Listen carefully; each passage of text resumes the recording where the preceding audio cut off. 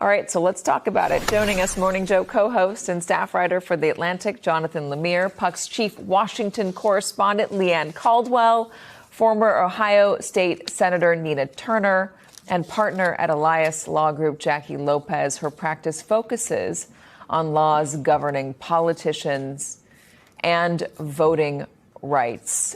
So, John, let's start with that gentleman we heard up top from C-SPAN saying that he's tired of Donald Trump. I know that the poll numbers have said this, and I've been telling this story, but it is still surprising to hear the passion with which he speaks and the shame he clearly feels for, he says, voting for Donald Trump 3 times. Just one voice, but a voice that did carry some real weight and meaning, it feels, and it's backed up by the numbers. This week, there's been a series of polls that show even an erosion of some Republican support for President Trump, and particularly some of his signature policies. I believe it was a Quinnipiac poll released midweek, where more Republicans are starting to sour on the president's deportation plan. In fact, one of the questions, it wasn't just do you agree with it, is do you think that the president's immigration policies, which include the mass deportations, including what we've been seeing in Minneapolis, make the country safer? And the answer was no. The majority of people voted, surveyed, said no, they don't. It makes it less safe, in fact, less safe. And I think that we have seen here in this post today, which the deeply racist, the White House has taken it down. They're blaming an unnamed staffer. We've heard that before when Donald Trump has been in trouble for posting things he shouldn't.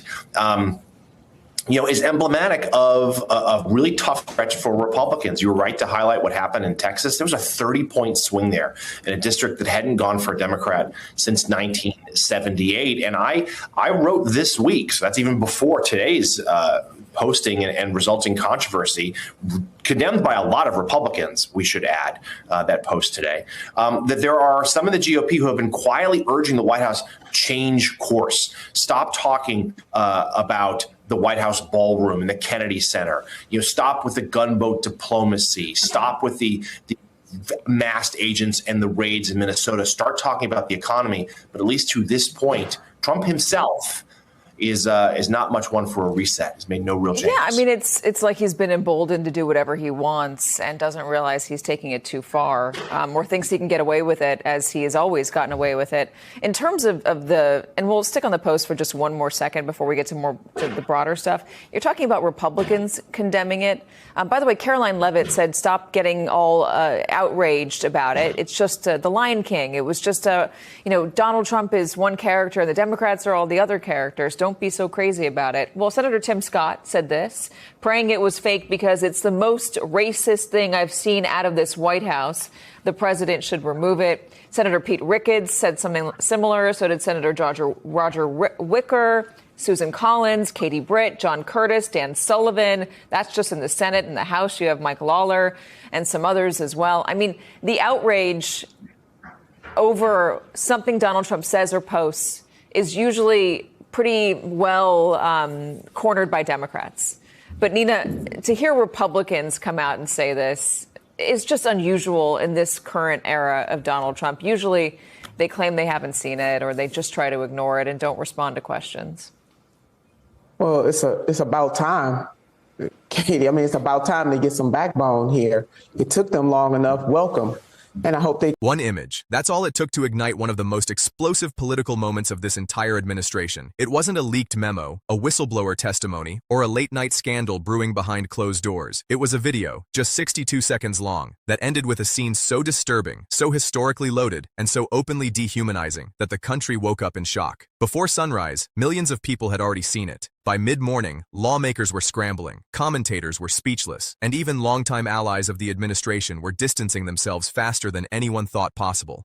The video didn't just cross a line, it shattered it, and the fallout is still shaking the foundations of power in Washington. The video appeared just before midnight. The first half was the usual election conspiracy commentary that the administration has pushed for years. But the final seconds dropped like a bomb. There, in a stylized animated scene, two of the most recognizable public figures in modern American history were depicted as apes in a jungle, while a familiar tune played in the background. There was no ambiguity, no plausible alternate interpretation. It was one of the oldest and most malicious forms of racial dehumanization, imagery rooted in centuries of oppression, pseudoscience, and violence. And it came from the official account of the President of the United States. Overnight, the reaction grew from disbelief to anger. Civil rights groups, political analysts, historians, and ordinary Americans were calling it what it was: unacceptable, dangerous, and deeply racist. But something different happened this time. Something rare. The outrage wasn't coming from just one side of the aisle. By dawn, several Republican lawmakers had stepped forward publicly to condemn what they saw. It wasn't whispered criticism or private discomfort. It was direct, on-the-record disapproval of the president's own content. One senator, one of the highest-ranking black Republicans in the country, called it the most racist thing I've seen from this White House. Another congressman said he wanted the video removed immediately because it was offensive, wrong, and indefensible.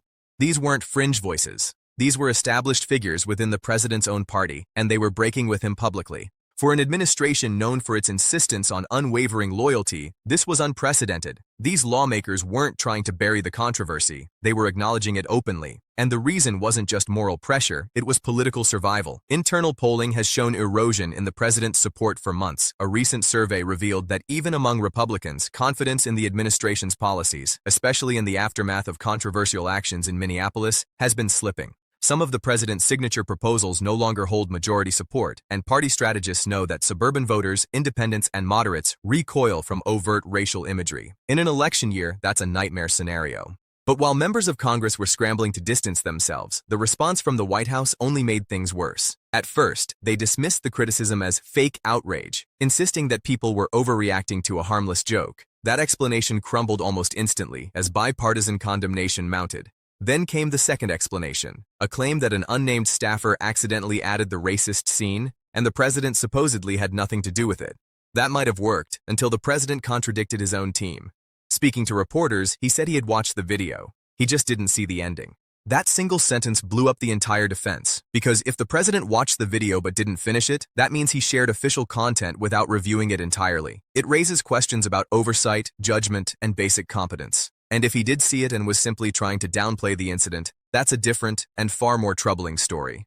Either way, the explanation only deepened the crisis, especially because the president refused to apologize. Not to the public, not to the families depicted in the video, and not even to the members of his own party who were pleading with him to acknowledge the seriousness of what he had shared. While the administration spun conflicting narratives, something else happened, something that instantly shifted the political tone. The two individuals depicted in the video responded by doing nothing at all. No statement, no interview, no condemnation, no acknowledgement whatsoever. Instead, they posted a simple message about wishing Team USA good luck at the Winter Olympics. That silence became the story. It was a masterclass in restraint, an implicit message that spoke louder than any televised rebuttal ever could. By refusing to engage, they denied the administration the fight it always seems to crave. They positioned themselves above the chaos. And in doing so, they allowed the entire country, Republicans, Democrats, Independents, to direct their anger solely at the White House. International media took notice. Outlets across Europe, Asia, and the Middle East framed the incident as proof of worsening political instability in the United States. Commentators called the video shocking, degrading, and a stain on American leadership. Even America's allies were left wondering how such imagery could come from an official presidential channel in 2026. National papers abroad ran headlines asking whether racial tensions were reaching a breaking point in the United States and whether the administration was capable of governing responsibly. Meanwhile, behind closed doors, Republican strategists were in full panic mode. The midterms are only months away, and the stakes couldn't be higher. If the president's unforced errors dragged down the party, the balance of Congress could flip. And with it, the future of the administration. Some lawmakers privately fear that losing even a slim majority could open the door to renewed impeachment proceedings or constitutional challenges. Others worry that swing district candidates will be unable to survive the political blowback created by the video. Suburban voters, especially women, are already drifting away from the party. This controversy accelerates that shift dramatically.